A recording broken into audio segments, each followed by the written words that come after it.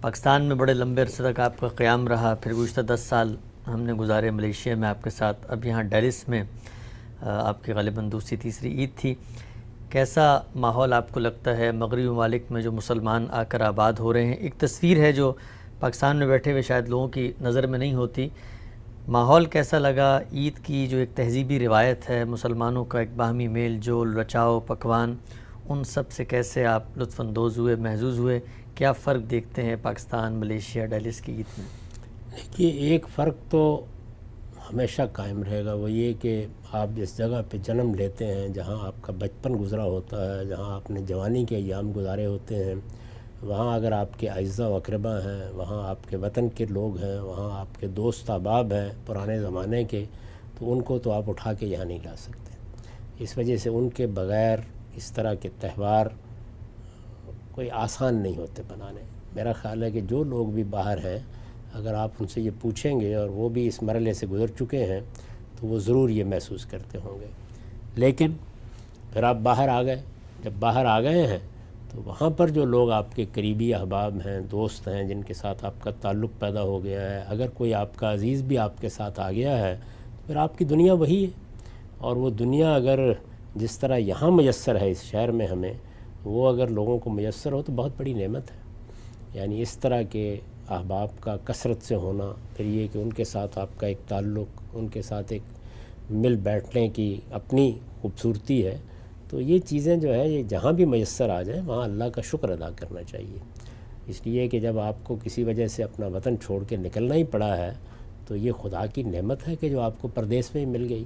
تو اس میں کوئی علی الاطلاق بات تو نہیں کہی جا سکتی، ہمیں تو یہاں یہ سب میسر تھا، بہت دوست احباب ہیں، تعلق والے ہیں، ملنے کے مواقع تھے، بالکل اسی طرح کی صورتحال پیدا ہو گئی جیسی اپنے شہر میں ہوا کرتی ہے۔ لیکن کتنی ایسی جگہ ہوں گی جہاں 2-4 لوگ بھی نہیں ہوں گے، کتنی ایسی جگہ ہوں گی جہاں لوگوں کو بڑا فاصلہ کر کے شاید عید پڑھنے کے لیے کہیں جانا پڑا ہو۔ تو اس لیے ہر ایک کے بارے میں تو کچھ نہیں کہا جا سکتا، لیکن اس شہر میں جہاں ہم مقیم ہیں صورتحال ویسی تھی، بس یہی لگ رہا تھا کہ وہ اعزاء، وہ اقربا، وہ قریبی لوگ تو نہیں ہیں جن کے ساتھ بچپن گزارا ہے، ایک طویل عرصہ رہے ہیں، یا اپنے بعض قریبی لوگ جو ہیں، دوست احباب ہیں، وہ نہیں ہیں، لیکن بہرحال ایک دوسری دنیا موجود ہے، اور لگتا یہی تھا کہ ہم شہری میں ہیں اپنے۔ ٹھیک ہے، مطلب لوگوں کا تو آپ نے بتایا کہ لوگ مل گئے، لیکن ہماری عیدیں تو کھانے پینے سے زیادہ مزین ہوتی ہیں، تو کھانے پینے بھی میسر تھے جو پاکستانی ہوتے ہیں؟ دیکھیے، وہ آپ کا میدان ہے، میں عام طور پر اپنے میدان ہی میں رہتا ہوں، اس میں آپ لوگوں کو مستفید کر سکتے ہیں۔ ٹھیک، اچھا، ہم سے بہت بڑی تعداد میں، ہزاروں کی تعداد میں بلا مبالغہ e mails, messages, phone call, دنیا بھر میں آپ سے محبت کرنے والے، آپ کی بات لوگ سنتے ہیں، اس کو اپریشیٹ کرتے ہیں، اور بہت سارے لوگ ہیں دین کی طرف آئے ہیں، ان کی زندگیاں تبدیل ہوئی ہیں، غیر معمولی تعلق محسوس کرتے ہیں، اور جب سے یہ لائیو سلسلہ شروع ہوا ہے تو لوگ سنتے بھی ہیں، بالکل گھر میں ایسے ہی لگتا ہے جیسے کسی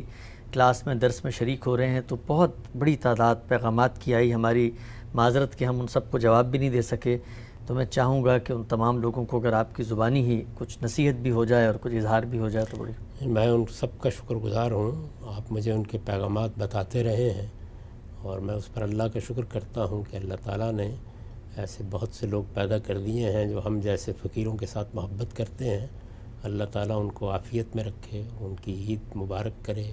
آئندہ بھی ان کو اسی طرح کی خوشیاں نصیب کرے۔ ایک دوسرے کے لیے دعا گو رہنا چاہیے، اور دعا ہی ہے جو دور بیٹھ کے ایک دوسرے کے لیے کی جا سکتی ہے۔ اللہ تعالیٰ ان کو بھی ہدایت بھی دے، اللہ کے دین کو سمجھنے کی توفیق بھی دے، اور ہمیں بھی یہ توفیق دے کہ ہم اپنی غلطیوں کا ازالہ کرتے رہیں۔ جب کوئی غلطی واضح ہو جائے تو لوگوں کو بھی بتائیں کہ فلاں معاملے میں غلطی ہو گئی تھی۔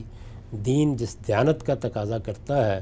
ہر حال میں اس کو ملحوظ رکھیں، اور یہ چیز بھی ملحوظ رکھیں کہ اللہ کا کرم، اللہ کی عنایت اور اللہ کی تائید انہی لوگوں کو حاصل ہوتی ہے جو دیانت کے ساتھ اس کے دین کو سمجھتے اور دیانتداری سے اس پر عمل کی کوشش کرتے ہیں۔